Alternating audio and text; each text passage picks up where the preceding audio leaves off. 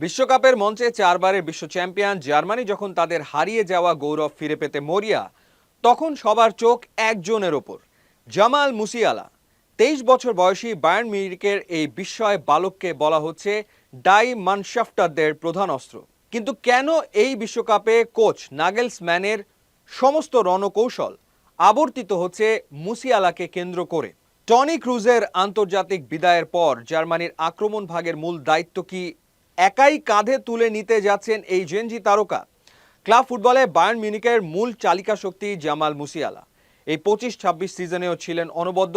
Bundesliga থেকে শুরু করে চ্যাম্পিয়ন্স লিগের বড় মঞ্চ, সবখানেই তার পারফরমেন্স ছিল দেখার মতো। বিশেষ করে ডিএফবি পোকাল এবং চ্যাম্পিয়ন্স লিগের নক আউটে পিএসজি ও লেভারকুসেনের মতো বড় দলগুলোর বিপক্ষে তার ইম্প্যাক্ট ছিল অসাধারণ। শুধু ক্লাব ফুটবলই নয়, বিশ্বকাপের ওয়ার্ম আপ বা ফ্রেন্ডলি ম্যাচগুলোতে তিনি আছেন আগুনে ফর্মে।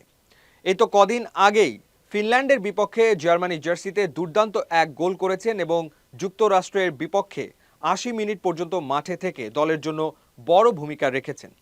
এই ধারাবাহিকতাই বলে দিচ্ছে তিনি বিশ্বমঞ্চ কাঁপাতে শতভাগ প্রস্তুত।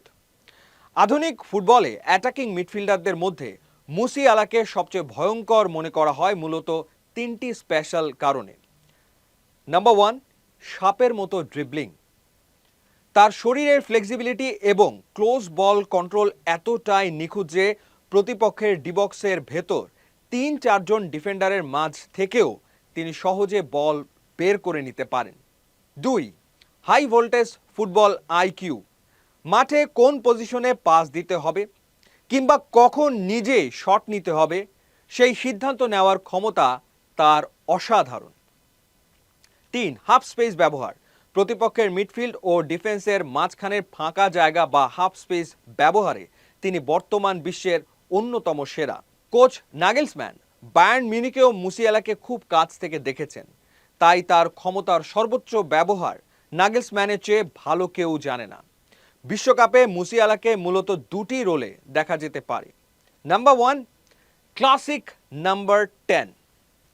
স্ট্রাইকার বা ফলস 9 হিসেবে খেলা কাই হাভার্টজের ঠিক পেছনে ফ্রি রোল বা অ্যাটাকিং মিডফিল্ডার হিসেবে। সেখান থেকে তিনি আক্রমণ তৈরি করবেন এবং সুযোগ বুঝে বক্সে ঢুকবেন। 2, ইনভার্টেড লেফট উইঙ্গার।